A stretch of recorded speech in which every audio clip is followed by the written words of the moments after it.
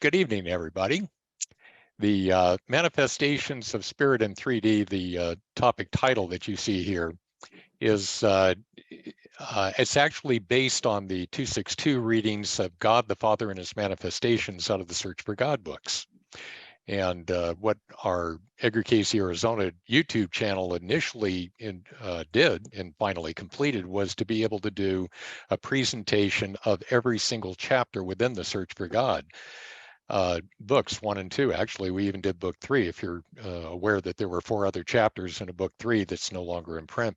And so those all of those chapters have served well. We understand the people that are in remote areas of the United States and elsewhere that don't really have a good facilitator who has a deep a deep understanding of the readings, wind up looking at the hour to hour and a half presentations that we have on each one of the chapters, and then reviewing the material in the books in order to be able to do that.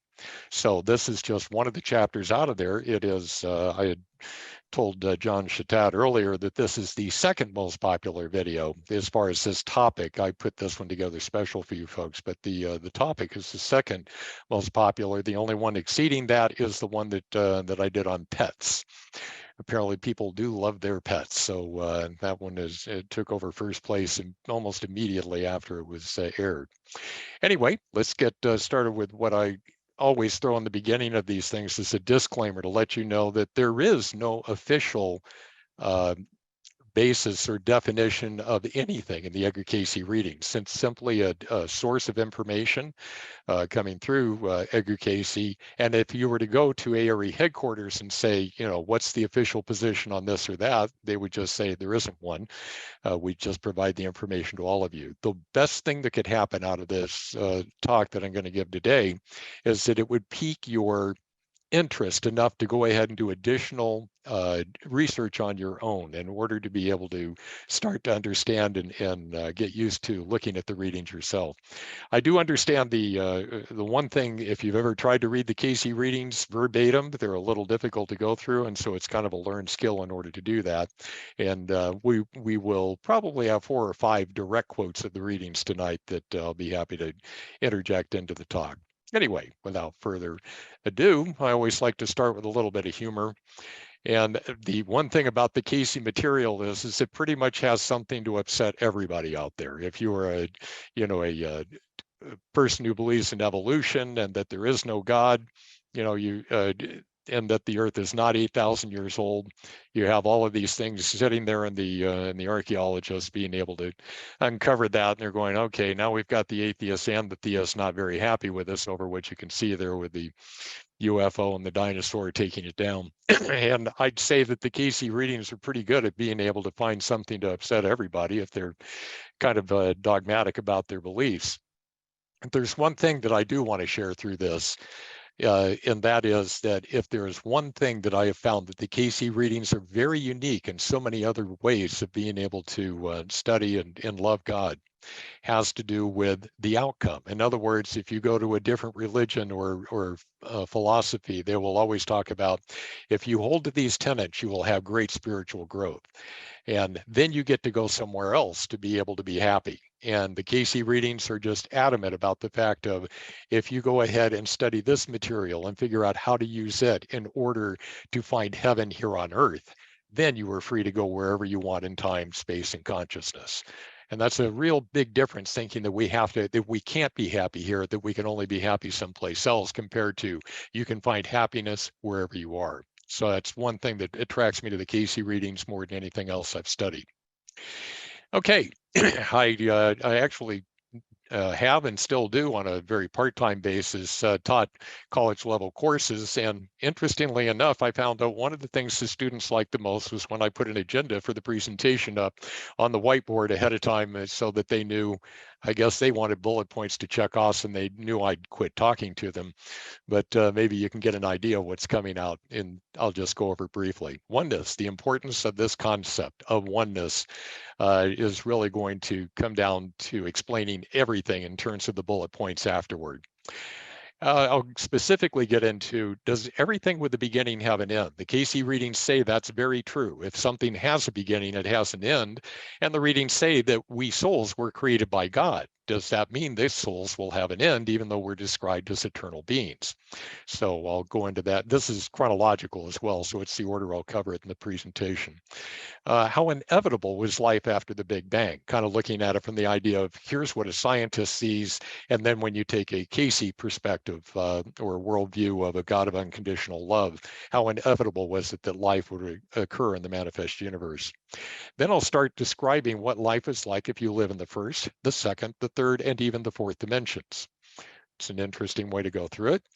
And then I'll talk about why the Earth is ideal, an ideal environment for spiritual development. It's in the Cayce readings, it talks about 3 dimensions attracted us and we became entrapped here. And ironically enough, it's also the ideal way for us to be able to see our way out of what we've gotten ourselves into. Then if living here is not a punishment, what is it that holds us to this Earth? Cover that one. All manifest existence vibrates as explained through music. So I'm going to use music to try to describe the manifest universe and all the different ways that vibrations manifest, mainly through music as far as being able to show it visually on the screen here. And then I'll visually show you how the law of karma works. And then I'll talk about, does the universe really rearrange itself with our every thought? I mean, if we draw further or closer to or further away from God with every thought, every action that we have, how does that actually work? And I'll show visually how that it'll give you something to stick a nail in it and say, oh, I really understand how this happens. Then I have I know they said there wouldn't be math involved, but I do have the mathematics of our salvation with the oneness of everything as the goal. So I'm going to go into looking at life mathematically from how a atheist looks at it, from a traditional Christian, and from the perspective of a God of unconditional love where everybody makes it in the end. And then I'll end up with talking about the second coming in the millennium. When is all that going to happen? So without further ado, let's start with a Cayce quote. This was actually for Morton Blumenthal. It's one of the 900 series readings. If you know Morton's background, he was the main financial force in getting the original hospital building built. And so in one of his last readings from Cayce, that quote came out of there. Much will come to you that in the knowledge that law, love are one, even as the forces in all nature are one. Interestingly enough, the Cayce readings come up with God equals love equals law, and you see me throwing Einstein's equation there on at the end because I really think when they get to the point, when science gets to the point that they're going, I think we can prove that God exists, that is going to be the end of the equation that does it. You understand the universal law times E equals MC squared is where you take God and love, and that's how you wind up having a manifest universe be created out of that. So it's not just a joke. I literally have put a mathematical formula up there. You'll hear me use the term quite frequently in the talk here of I love demonstrating God on a chalkboard.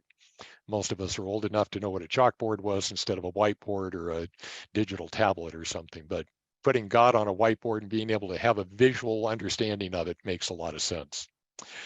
Okay, the first thing I want to talk about was remembering that agenda. I had struggled with the concept that God created us, and yet the Cayce readings say things that have a beginning also have an end. And I struggled with that for a long time. In fact, it's only been in the last 10 or 15 years that I finally came to an understanding of exactly how that works. And I took the question into a meditation and I said, how does it work that we were created by God and yet we are eternal beings who have always been and will always be? So let me get a start button down here. And what you are seeing was really what I saw in my mind's eye in that meditation. I was seeing a life science film that we saw, and that is a zygote. It is a fertilized egg, and you're seeing the first division with the line going from top to bottom on that thing. Is the zygote doing the first division of it being a single cell and then going into a duplicated and identical 2 cells within the same membrane or framework of the original zygote. And then you'll see it go to 4 and then 8 and then 16 and 32, 64, and it keeps multiplying like that. And you'll see by the time the clip's only about 20 or 30 seconds long, but it's going to become so many souls in there that it's impossible to be able to count them. So, I mean, you can tell that now we see all of those individual cells within the framework of the original zygote. To understand that, I'm going, okay, I see what you're saying, but why is this answering my question of how could we have been created by God and yet still be eternal beings? And then I got they say you're not supposed to do this, but I have my question answered with a question. And that question was, which of those cells is the oldest? When you think of it in that perspective, you're going, well, wait, all of them just came from that original one cell. They're divided, and even though they have an individual existence within the where we all live and move and have our very being within the original zygote, it not only explained to me that not one of them is older than the other, they're all exactly the same age. As far as being part of that framework, they have always been and will always be as long as the zygote is around. And since God is eternal, we are not only eternal, we are a part of God. It isn't that just God says, boom, there's a soul, because Cayce describes the soul as being a single cell in the ethereal or astral body of God. If we want to look at it in that way, it's pure consciousness as opposed to cells. So you wind up having an infinite number of cells. There were an infinite number of souls created. And now we wind up seeing that all of those souls are a part of God. The only thing that's different is each one of them has their own free will, mind and free will to be able to manifest and make choices that perhaps God would not. Moving on. So we come to our first Cayce quote here, and that is, again, when you look at the bottom, you see the 262-50 comes from God, the earth and his manifestations. And I put the date there just to give you a reference as far as when and time Cayce gave that. So what is the purpose of this particular lesson in the Search for God material? Has it not been pointed out to those as they have followed that presented, that in this there may be seen or known to each as to how, when, and in what manner they as individuals may be conscious of the spirit manifesting through them in material things? It's only an understanding that often repeated concept, the spirit is the life and the mind is the builder, the physical is the result, that we start to understand how things work in our day-to-day lives here on earth, that we wind up, Cayce said that nothing of importance happens in our lives that isn't already foreshadowed in a dream. But everything is created in the mental sphere, in astral or the ethereal worlds in our minds before it becomes part of the manifest universe or in our day-to-day earthly lives. So that what happens to us in earth is a past condition of what has already been created in spirit. So knowing that we are eternal souls, it's the idea that we are a part of God that lets us, well, I'll tell you what the difference made for me. If I know that I was created in the perfect image of God in the beginning, it's a lot easier for me to think, oh, I don't know anything. Instead, I go, all I have to know is that I know all of this stuff and I am remembering it. I'm not trying to learn anything from scratch. I already know everything. And by getting closer to God, I am getting closer, tapping into God's omniscience and omnipotence, of which there is no barrier. If God certainly doesn't want one, and if we'll remove it. So being able to figure out that there is the oneness of all things, and we really, as the Bible, and Paul said in the Bible, that Jesus thought that it was not robbery to consider himself, one with God. And that is the destiny for each one of us. So I'm going to go into the next thing here. It has to do with you're getting ready to see a quick video, and I'll narrate along with it.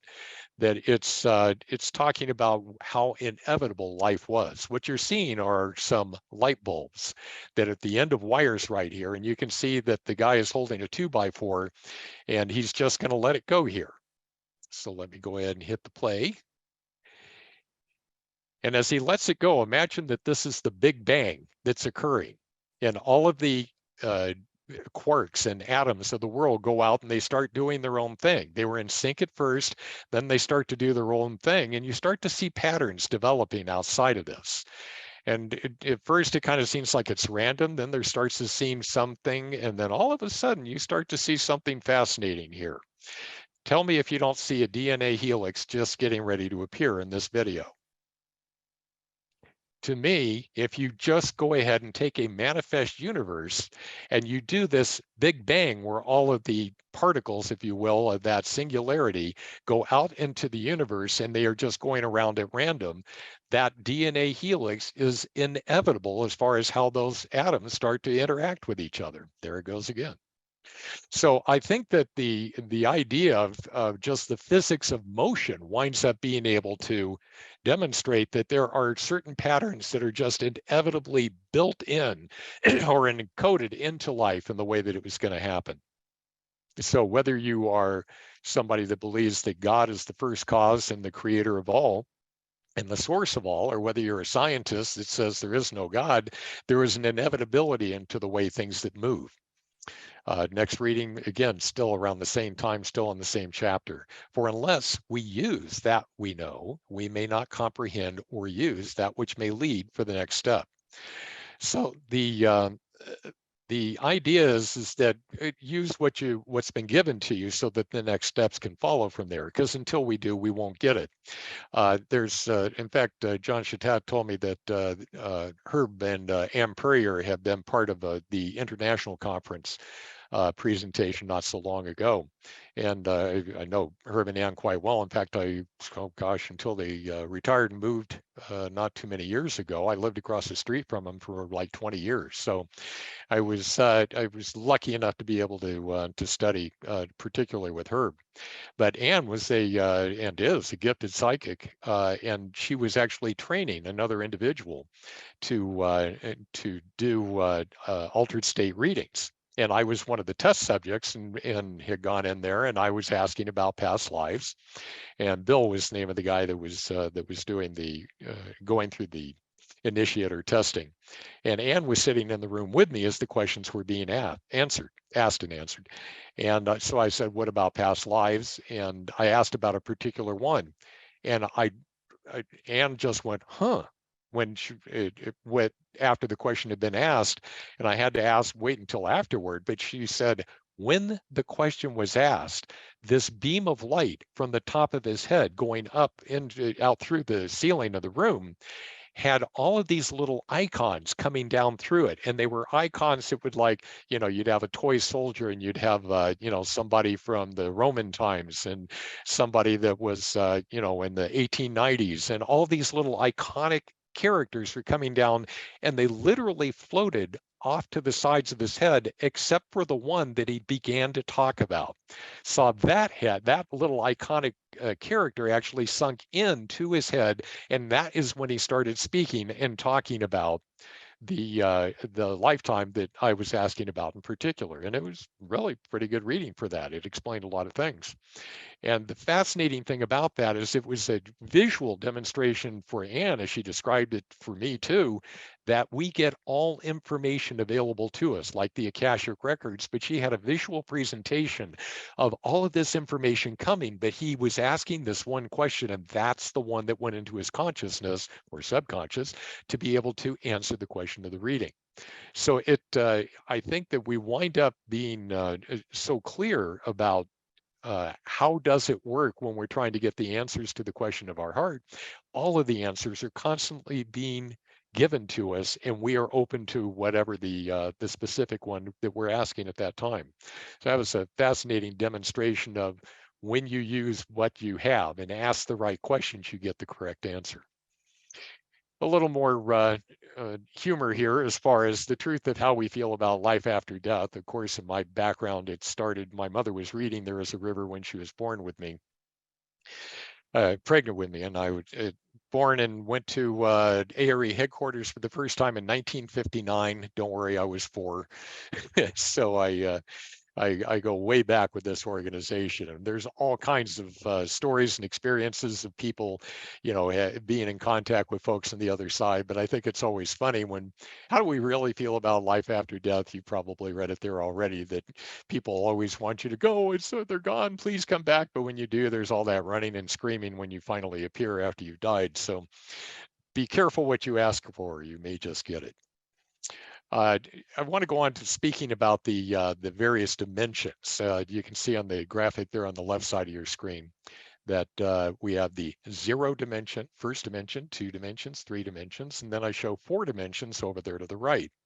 I don't know if you've ever heard of a book, and then it was turned into a movie called Flatland. It was written by a mathematician uh, more than 100 years ago, I think just about at the turn of the 1800s to the 1900s.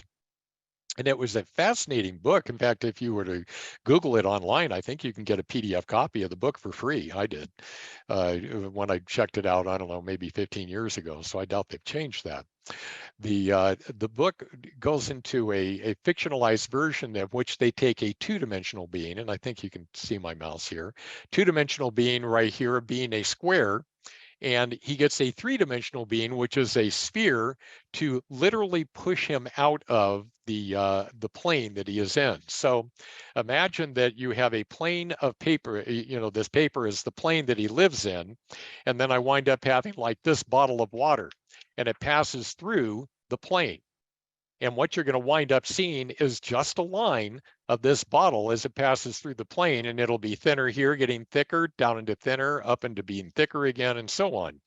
And he pushed him out of the plane, turned him on his end, and they're saying he was able to see his two-dimensional world as if it were a map and laid out before him. And so he could see from up top, looking down onto it, he says, oh, that's what it, I only see varying lines, and I can feel when a line turns into an angle, but I can't, but I never knew that this is what we all looked like. And he said the way that the three-dimensional being was able to identify, he says, I'm the real thing. I am three dimensions. And he goes, prove it. And so what he did was he touched him. He just lowered himself onto the middle part of the two-dimensional being, and he touched the inside of him without touching the outside of him. And he's going, how are you doing that? Well, he used that method to be able to show him the other dimensions. First, they start in the 0 dimension, or where you just have a point of consciousness, a singularity, like the Big Bang comes out of. So you have that 0 dimension, and there is nothing to it except consciousness. So they went to see beings that were in the 0 dimension, and each one of the beings that was there were all kinds of beings there, but they only recognized themselves as being the only thing in existence. And so that was 0 dimension beings. Now you come over here to the first dimension, and you wind up having a line going across. Now the line beings actually see, if you take this point, they see the being to that side of them, and they see the being to that side of them. It's almost like mules in a pack mule line. And they were able to hear each other and recognize that each other was there, but all they could see in front of themselves was a point, because all I could see was the end of this of one line and the beginning of the next one behind them. So you could just see the point. And then they would touch them in the middle, and it would freak them out. They're going, oh my gosh, how are you able to touch me in the middle like that? Well, the same thing had happened to the two-dimensional being when the three-dimensional being touched him in there.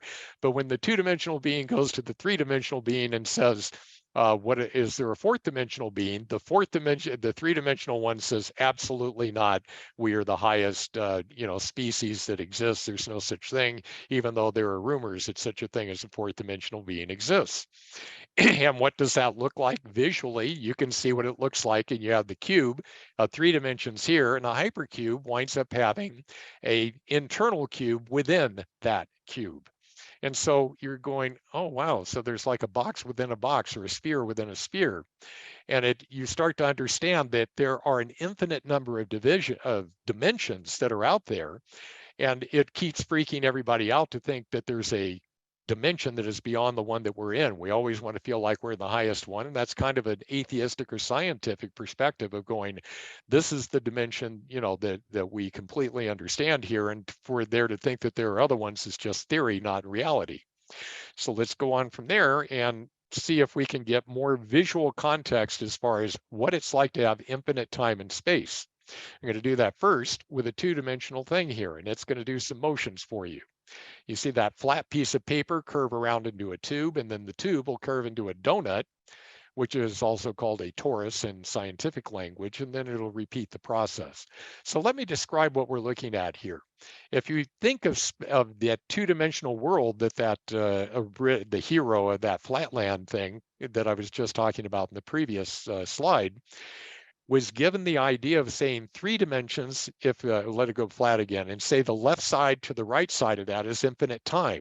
It looks like you run out of time until you turn it into a tube, and then you can just keep going around and around and around that tube until you can see that time would never end. Now, it's a mirage, it's an illusion that time never ends, because that which has a beginning also has an end, but the ends just happen to come together like that. And then you say, is there infinite space? We'll curve it around into a donut, and you follow the circumference of that thing, and you now have a visual representation of how there is infinite space. And you've already heard about Einstein and being able to prove that, or his theory, not proven, but theory that space is infinite, but it's curved, and that it comes back around on itself like that, so that it appears to be infinite because it doesn't seem to be an end to it like that. So that I love this graphic for visually showing how we can take just what starts out as just a dot, we expand it to a flat surface, curve it until it becomes a tube, and then go ahead and have the tube ends meet until we can demonstrate visually what infinite time and space looks like. Now, what does it look like when we take that infinite concept of infinite time and space and say, but what does that look like when we're not in manifestation, and we go ahead and open that thing up and look at it from outside, what the manifest universe looks like from a position of pure consciousness? I love this particular one because let's say we've just created the manifest universe, and the manifest universe from our perspective here on Earth has think of this as being like frames in a video, or if you were to see frames in a like a 35 millimeter film, and each one of those squares going forward is another progression of time. As you understand, film, goes by at least 16 frames a second. It looks like it's continuous existence, and that you don't see the jerky motion that they used to have back in the silent days. So now you can't tell that each one of those is a discrete cell within the film that looks like you've got life unfolding in a regular progression, as if it's all completely real. But from outside, in the non-manifest universe, this is more of an understanding of what we have with that. We have no time, we have no space, and we're watching time and space as an illusion created in front of us and progressing in what seems to be an endless progression of time. And that cube can keep getting bigger and bigger and bigger as you need more and more space.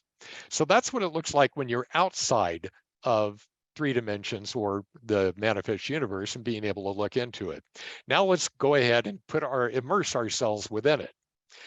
Now we're sitting inside that donut or that torus, and toward the center is where you wind up having 0 dimensions, and then 1, and then 2, and say that this curved one that has the yellow and the green going around like it is, that's the 3rd dimension, and we're sitting outside of it in the 4th dimension. So we're watching time progress within the 3rd dimension over there, and actually relative to the 3rd dimension, we're kind of, even though we're stationary, we're moving backward. We're actually watching time go back in time from where we are within the 4th dimension, because the 4th dimension is time, and we don't have a limitation of where we can go. We can go forward or backward at whatever rate that we want to within that. So if we're inside of the manifest in this solar system in particular, Cayce says that there are 8 dimensions. We wind up having 8 layers of this torus or donut, if you will, one inside of another, and so on. So that's again, is this exactly how it is? No, but it's as close as I can get to being able to have a visual representation of getting a very difficult concept down. And it seems to appeal to people. They really like having this kind of presentation to see it. So the next question that comes up is, what is it about 3 dimensions, or this solar system and Earth in particular, that drew us souls into it to begin with? Now, I'd like to I like to make an analogy between, why do we get drunk? We humans will go out there and do mind-altering things, whether it's alcohol, whether it's drugs, or whatever. For some reason, if we drink alcohol, we think, oh my gosh, I can sing and dance so much better after I drink all this booze. And it's obviously not true. But we wind up having a perception of, if we limit our consciousness, there is an enjoyment to it. So if you can imagine that we were omnipotent beings coming into a manifest universe and saying, what's it like if I were to limit my experience to the five senses, or just to what I can experience within the three dimensions? And that was attractive to us. And so we go into that and we like it so much that that some people, when they drink alcohol or take drugs, wind up doing it again until it becomes a habit, and again until it becomes an addiction. I don't know a better way of saying it than those of us who are gathered here today are those who are addicted to being human, that we are addicted to three dimensions, that we came back to three dimensions so often that we forgot what our true heritage was, and that we have limited our perception to the point that we have forgotten that there's anywhere else to go. And that's what we're here to do. And how do we do that? We learn how to play well with others. And we do that through manifesting the fruits of the Spirit, whether it's patience, whether it's kindness, gentleness, fellowship, cooperation. All of those things that we learn in the Search for God material are the things that are going to expand our awareness until we wind up being here from the outside, being able to look in instead of here going, wow, this is all there is, because we don't think outside of those limitations. Now, oddly enough, the limitations of living on the earth are exactly the same things that are going to help us to get out of it. So in the next slide, I have a good example of that. You see the Scrabble tiles over to the left. It says, treat others as you would have others treat you. And we know that is the golden rule. It's some of the best advice that Jesus ever gave in the New Testament. So we're seeing that information over there to the left. And of course, we're able to read that because we have ordered the tiles to be able to give us that message. What does it take in order to be able to get that message? Well, you have to have these physical tiles, and you have to be able to put them in a particular order following the cause and effect rules that we all agree to play by over here to get the information out of there.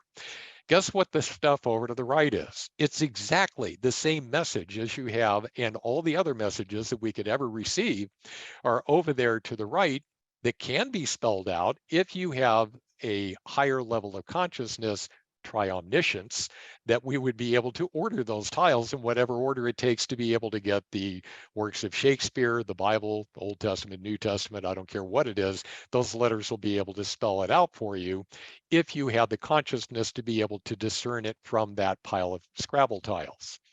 Now, if you understand in the world, if you're in the earth, we are able to connect that we reap what we sow. If you want friends, you have to be friendly. If you want love, you need to be loving. It's really difficult to figure that out on the other side when you don't have cause and effect. As an example, if you were to get together with a group of people, souls on the other side, and you are to be companions and co-creators with God, let's say we get with a group and we want to create a new species of life on a given planet. And we have this incredible idea that we think will enhance the species that we're working to evolve on that planet. And the other people in the group go, well, thank you for sharing. I don't think we're going to go with that. And you go, oh, well, you're just don't like my idea, huh? And you take a little offense to that. And the nice thing about when you're on the other side is that if you don't have a physical body and you don't have a mortgage and you don't have to stay alive and you don't have a family and kids and rent, you can just say, I'm out of here, and you go find the next group of people. And they're trying to develop a species for another planet in another galaxy. And you say, I have this tremendous idea to be able to improve that. And they go, I don't think we're going to go with that. And so what do you find out after a while? You find out that everywhere you go, people are really frustrating. They're not cooperative. They don't really recognize your brilliance. And I'm speaking about all of us now, not others, myself included. It's how we got here. We started out getting further and further away from the perfection and oneness of God until we wound up seeing not what you see on the left as being the golden rule. We started seeing a pile of Scrabble tiles and a whole bunch of ignorant people who don't recognize our brilliance. Now, I'm being sarcastic, but I'm trying to make a point.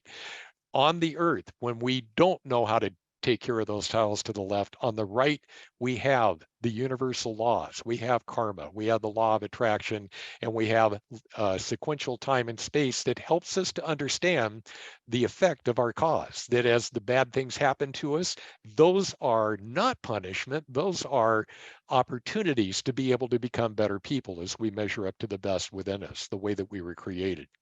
And so the very thing that entrapped us in being able to limit our consciousness, that limited way that things are presented to us in the three-dimensional plane, is exactly the same thing that's going to help give us the clarity to get to the point where we could discern all of those wonderful things in the Scrabble tiles to the right and not need the clarity to the left. And that's when we are able to move on from the earth in time, space, and consciousness to wherever our next lessons lie.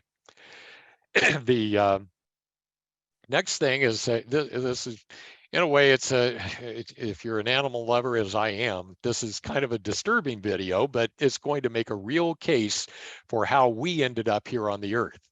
You're seeing in Africa, the native right there is showing us how to catch a monkey. There's the monkey.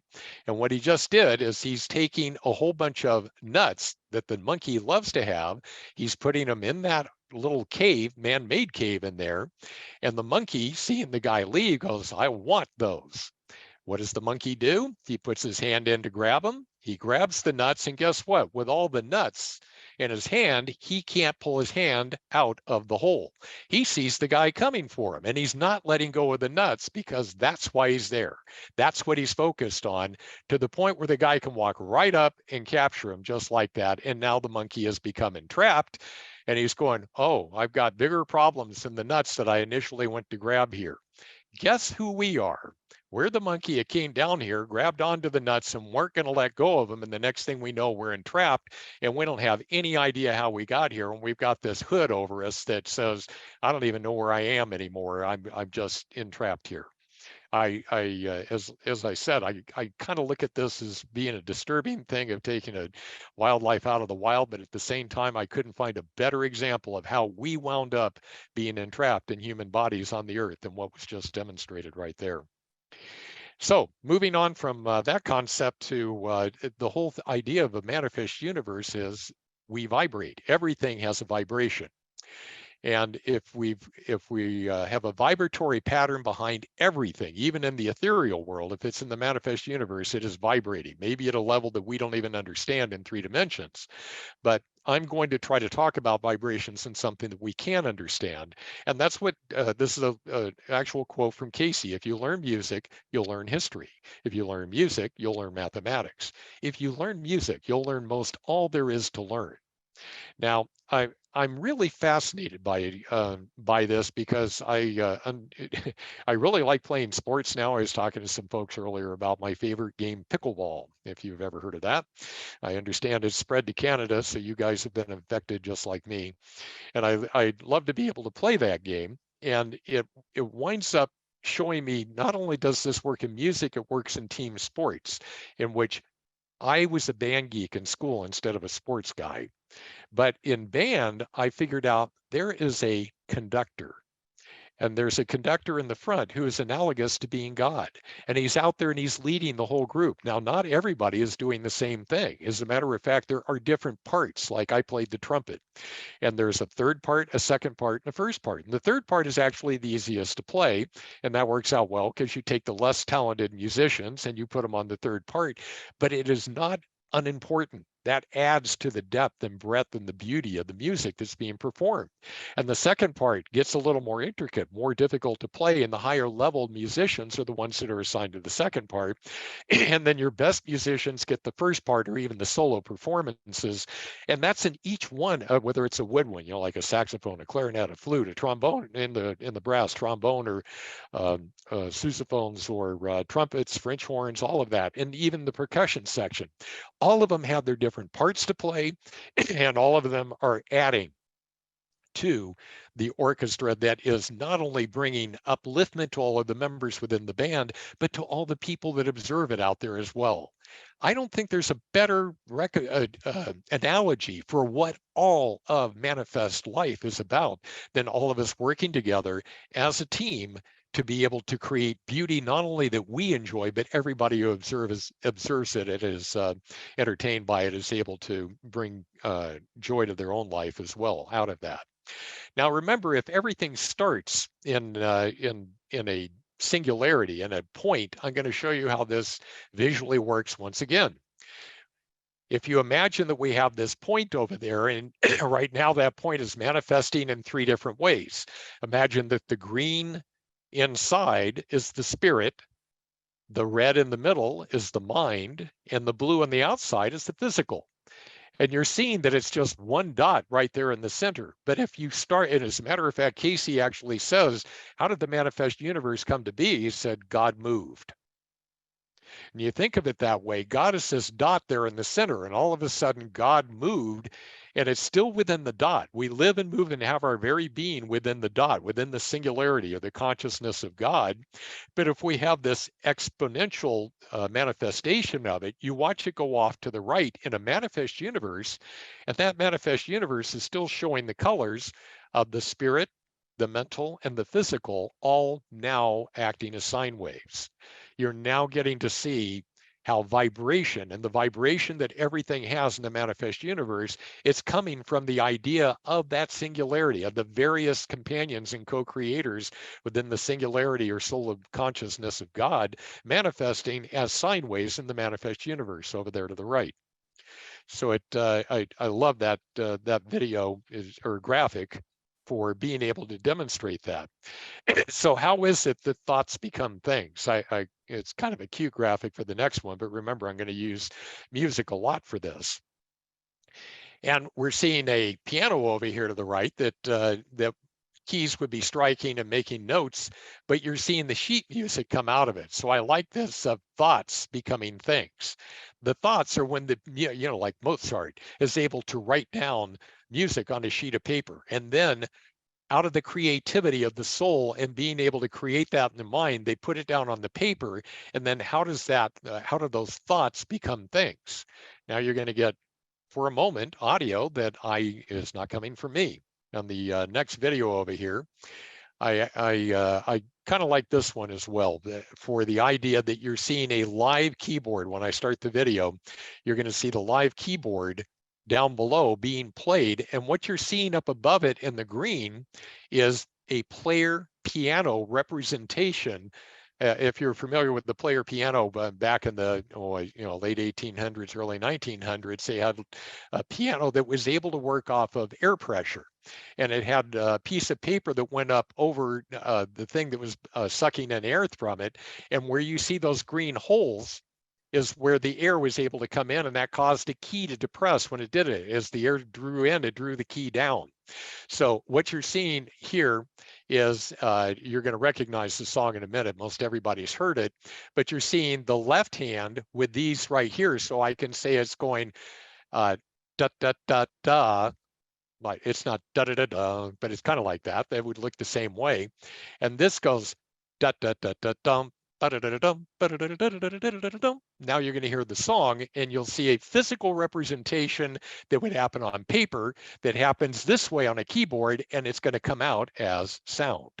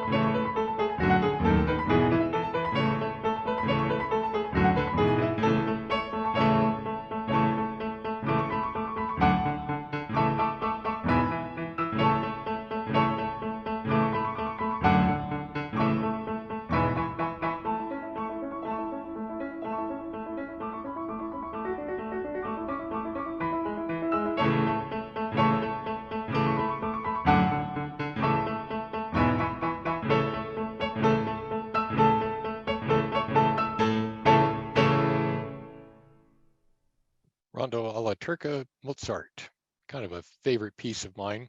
And I think an excellent demonstration of all the different ways that vibration just in one single song can be seen, from whether it be the keyboard, the hands playing it, the music that we hear, or even the player piano paper that shows up from there. Back to a Cayce reading. This one is a Q&A from the reading number 58 of the 262 series. Please discuss how and what are the manifestations of the Father. So how does God manifest? And notice that it doesn't say he who dies with the most toys wins. He who has the most money wins. He who has the most fame, the most votes. It doesn't go anywhere near that. It says the fruits of the Spirit, gentleness, kindness, the loving word, patience, hope, persistence, and above all, consistency in thy accent, in thy speech. Be ye glorious in thine activity, be ye joyous in thy words. For happy is the man that knoweth that his life bespeaks that the Son and the Spirit of truth directs the words and the activities of the body. You know, what does a world look like when you wind up living something like this? I have been lucky. John Schroeder mentioned that I was on the board for 5 years with the national organization of the ARA. I'm chairman of the Arizona board. But in that 5-year period of time, I was surprised at how many times we went into what's called executive session. You know, that the only people that were supposed to hear or know anything about what we talked about right then were the people that were on the board or in that room. And I'm like, good heavens, does everything have to be so secretive? And then you get involved in governments and all of the, tippy top secret stuff. Gosh knows about the news that we have these days as far as, secured documents, whether it be in Trump or Biden's garage or house or wherever it was. Everybody becomes very secretive as far as what's going on. What would it be like if we could just be very open-ended because nobody had a negative agenda, that everything that we talked about was to be discussed not only positively, but with the goal of having the greatest good outcome for everybody concerned. There's a fascinating statistic that when you start thinking about governments and budgets and things like that, a fascinating statistic, if you were to add everything up that we put in a budget to protect ourselves against ourselves, I'm talking about the Army, I'm talking about National Guard, I'm talking about all the security things that we wind up doing so the people don't hack us and all of that, it comes out to more than 60 cents on the dollar of what a government budget is all about.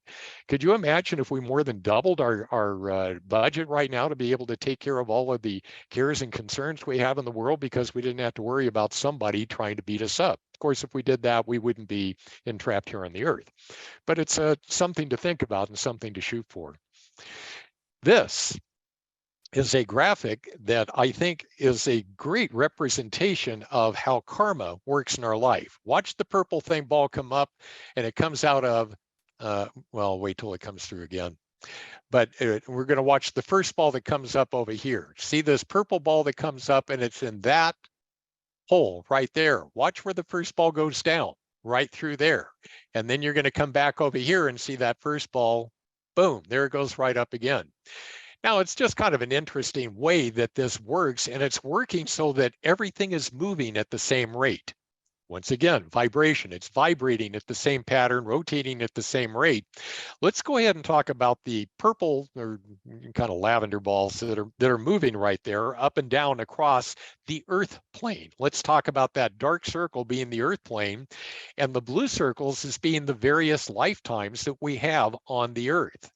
This is how karma winds up being divinely, perfectly attached to exactly what we need in the exact lifetimes when they come up. Our karmic patterns are perfectly timed to be able to go in and out according to what we are best geared for. I don't know how many of you have had past life regressions or been able to have maybe psychic readings that let you realize that we don't always come in with the same personality. We are the same soul, but we can have different manifestations, even different genders, different gifts, talents, circumstances in our life. And this is a visual representation of how all of those karmic lessons that we come in to learn in those individual lifetimes will wind up, even when they're in different time periods here on the earth, we keep coming back. Have you ever noticed that you run into the same lessons in this life over and over again, giving us constant new opportunities to measure up to the best that's within us? I think this is a great visual representation for how that works. So it's time for a little more humor. This is A joke. Jesus walks into a joint and sees three guys sitting at a bar. The first guy is blind. Jesus touches him, and to his surprise, he squeals, "Now I can see." The guy next to him is deaf. He receives Jesus's touch, and in delight, he says, "Now I can hear." And the third guy is sitting quietly when Jesus is just about to reach over and place his hand on him, and he darts out of the way and says, "Don't touch me, man. I'm on disability." That is only too clear as far as where we are. I got everything exactly where I want it. Don't make me well. Don't heal me. I got life organized exactly the way I need it to. I like my infirmities. So I think that's really a ironic joke of just exactly where we are in life and how often that sort of thing sticks out to us. So what is it that I showed you the graphic about the balls moving in and out of the plane being the earth in our lives, but the concept in the Cayce readings talk about that every thought, every action that we have draws us closer to or further away from God. And I talked about how does everything work in terms of vibration. So it means that every choice that we make is actually putting a vibratory pattern out into the universe. And somehow that winds up being the balls that go in and out of our life, giving us opportunities to make better choices. Now, what does that look like in terms of how the manifest universe works for real? We have sitting here, you're going to get closer looks at them later on, but this down here is a speaker, loudspeaker, like you would have inside of a speaker, stereo speakers at home. And then you have this over here, which is an oscillator that just generates tones. And it goes beep like that, and it does it higher and lower. And this is the oscillator is hooked up to the speaker, and sitting, you can see attached to the top of the speaker is this black metal plate.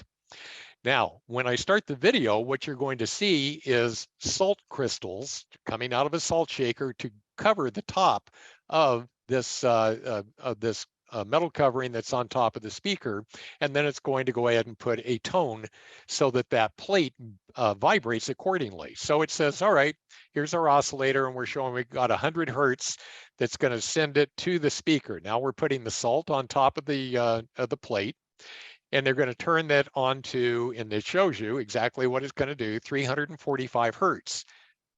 This is not a joke. If you did this same experiment at home, you would see that same pattern come up.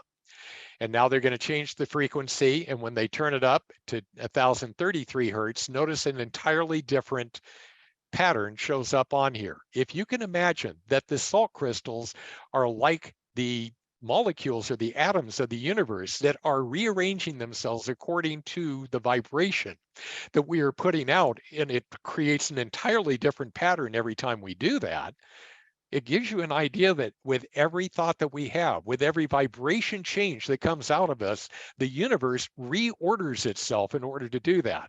Where it becomes hard to understand is that this is doing it with all of the vibratory patterns that you and I are generating with each new thought that we have out of there. Yes. Are we able to comprehend how that could happen? No. But apparently God has it well in hand. And so these salt crystals show how the universe is literally rearranging everything, our karmic patterns, going back up to that.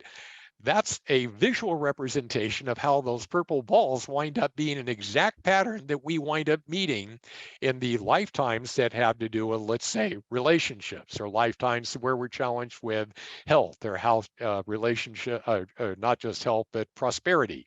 Those are just three common challenges that we have in life, whether it be relationships that are personal or otherwise. So I think that's a great visual representation of how that one goes. We're coming down to the end of, I've got like 4 more slides here and 1 more video, but I think it's fascinating to go into the mathematics of I mentioned that if we take 3 formulas here, and the top one there is an atheistic perspective of the mathematics of our salvation. And then the middle one is a traditional Christian, and the bottom one is more of an unconditional love perspective of the Cayce readings. So if you take the numerator, or the top number there, and say it is the infinite manifestation, all of us that are out here, whether it be, the galaxies, the universe, matter, quarks, black holes, and souls, and we put it there as the numerator, and there is no God from an atheistic standpoint, it says we do not get a, that's what that little slash, if you remember back to school days, the slash or the equal sign says that does not equal a rational number. In other words, it's an irrational thought, mathematically speaking, to think that you can have the infinity as the numerator and no God below there.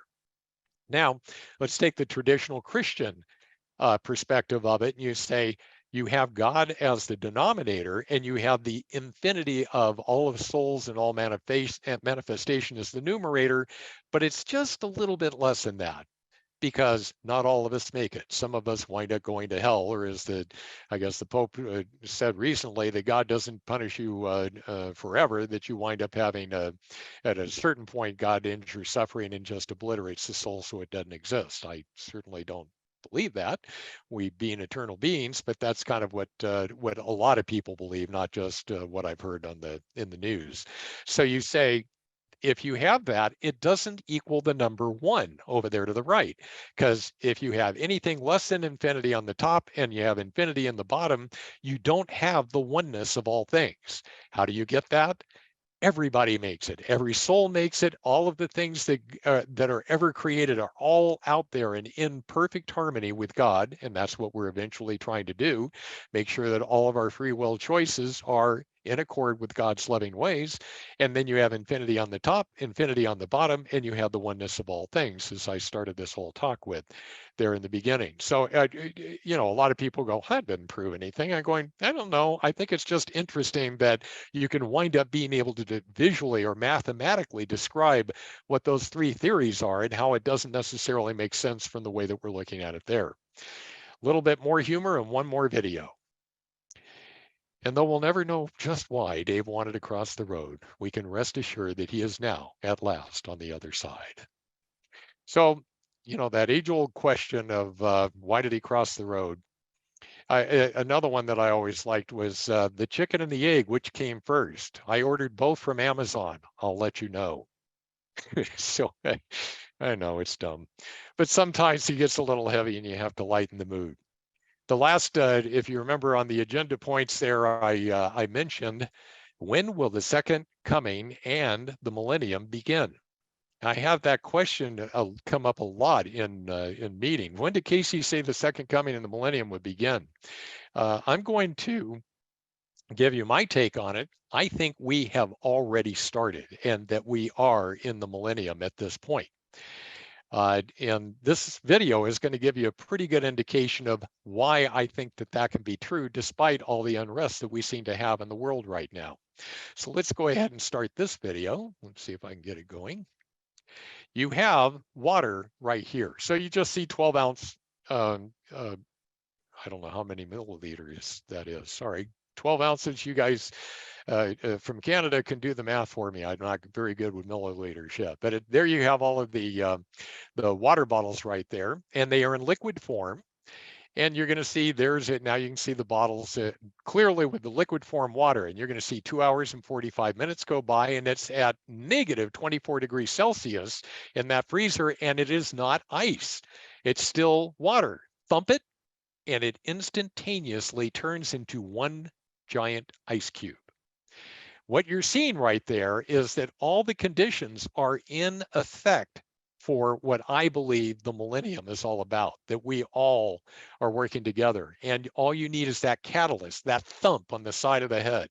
You have this cold water and you pour a liquid on top of it and it immediately turns into ice. You put that cold water in a glass, add an ice cube to it, that catalyst turns the entire glass, or in this case, martini glass, into ice within seconds after that, because all it needed, all the conditions were in place.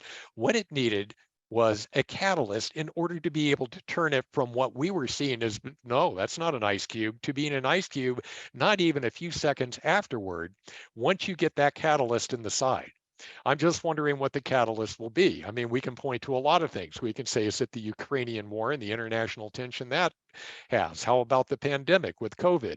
And we have those opportunities to be able to say, how do we come together as a people? I think back in October, and I gave a different presentation to the Ancient Mysteries Conference at ARE headquarters. And I said, how about we talk about COVID for a minute? I said, everybody in here, and I was surprised when I saw that the synchronicity of John Schroeder saying next month has to do with conflict resolution. In the study groups that I'm involved with, we talk about really difficult subjects all the time, COVID being among them. And so I wind up saying, okay, let's talk about COVID. I said, we're not going to talk about it from the idea whether you believe in masks or don't believe in masks, or you believe in vaccinations or not believe in vaccinations. I said, we're going to talk about it from why did COVID happen to begin with? Where did it come from? It all of a sudden appears, and is that negative karma? Is that karma that we're supposed to be punished with, and that we just have to endure it until it comes out the other side, and maybe we do find an antidote and cure it that way? No, I don't believe that. What I think happens with COVID is that it appears to give us the opportunity to be able to work together in love and cooperation, in patience, and respect each other in our varying opinions. Because Casey said, how do we get there? We get there by many ideas with one ideal. And I would say that if we would have approached it through cooperation, through patience, through love and respect for each other from the very beginning, COVID would already be gone. It is only there giving us the opportunity to be able to work together in harmony, to be able to accomplish that. And if we do, COVID has served its purpose and it goes away. Why does it hang around? Because we still need to learn that lesson. And if COVID goes away, eventually through our technology or whatever medical breakthroughs to be able to get that to go away, the next thing will come along. Because certainly we've had malaria, we've had smallpox, we've had the Black Plague, we've had bubonic plague, et cetera, opportunities throughout history. It keeps showing up as just one way that we are given to be able to come together as one people in the oneness of all things. Before I go into question and answer right there, let me just finish by saying, when is the second coming and when is the millennium going to take place? I indicated I think we are already in the millennium as we speak. All of the conditions are there. We're waiting for the thump on the side of the head. The thing that turns us all into solidifying everything that's already created in the astral world, in the other side, as we tend to think of it simply, that all the conditions are there. And eventually it is going to kick in just like that catalyst, that thump that makes everything turn into the ice cube. And when does the second coming happen? Perhaps that's the thump that really does bring us all together. Or as soon as the thump happens, we open our minds and our hearts to allow ourselves to be able to see the manifestation of Jesus coming back into the earth to unite us all. And that's the end of the presentation. Now I'm ready for questions if there are any.